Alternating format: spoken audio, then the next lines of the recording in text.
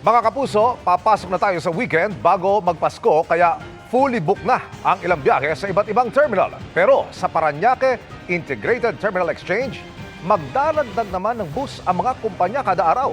Ang sitwasyon doon at sa iba pang terminal sa live na pagtutok ni Oscar Oida. Oscar! Yes, Emil, last Friday na nga before Christmas Day at gaya ng inaasahan, dagsa na ang mga pasero dito sa Parañaque Integrated Terminal Exchange o PITX. Sa katunayan, as of 6 p.m., umabot na sa mahigit 140,000 ang naitalang bilang ng mga pasahero. Hindi may tago ni Rose ang pananabik nang makita namin habang nag-aabang ng kanyang biyahe sa PITX kaninang umaga. I-flinex pa nga niya ang mga pamasko sa mga kaanak sa Pangasinan na matagal na raw niyang di nakikita. Galing po kaming Cavite po, daing, hipon, mga tuyo, yun mga tabi kasing dagat. Ang totoo niyan, di raw niya ma-explain ang nararamdaman. Puno ng galak pero kakaba-kaba. Ilang taon kasi nga hindi kami nagpasko, hindi kami nag-New Year doon. Nga 20 years ata, ganun. Kasi elementary pa lang mga anak ko dito na nakapag-graduate ngayon. O tapos na umuwi na kami sa bahay namin. Sama-sama ulit. Si Dina Faye, maagang pinagandaan ang biyahe pa Benguet ngayong araw.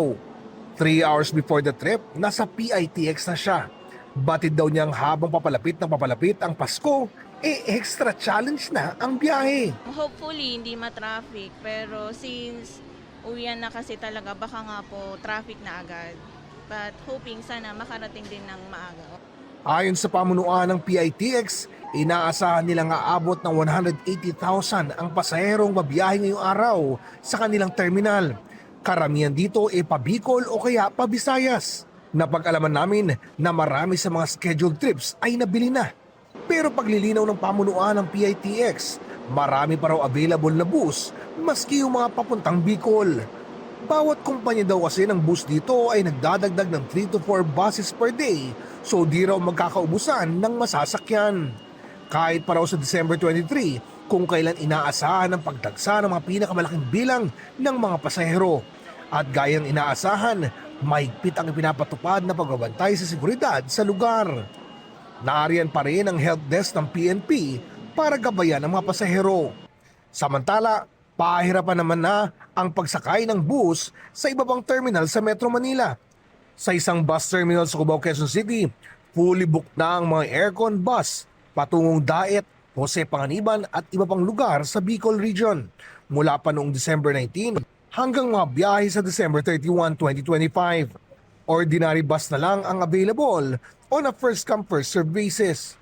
Sa Sampaloc, Maynila, puno na rin ang night trip ng mga bus patungong Cagayan. Samantala sa Marikina City, hindi pa punuan ang mga biyahe patungong Visayas, ngunit inaasahang dadami pa ang mga pasahero sa mga susunod na araw.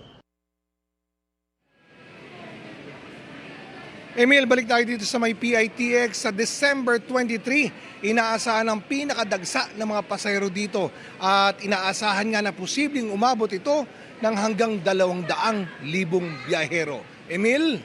Maraming salamat, Oscar Oida.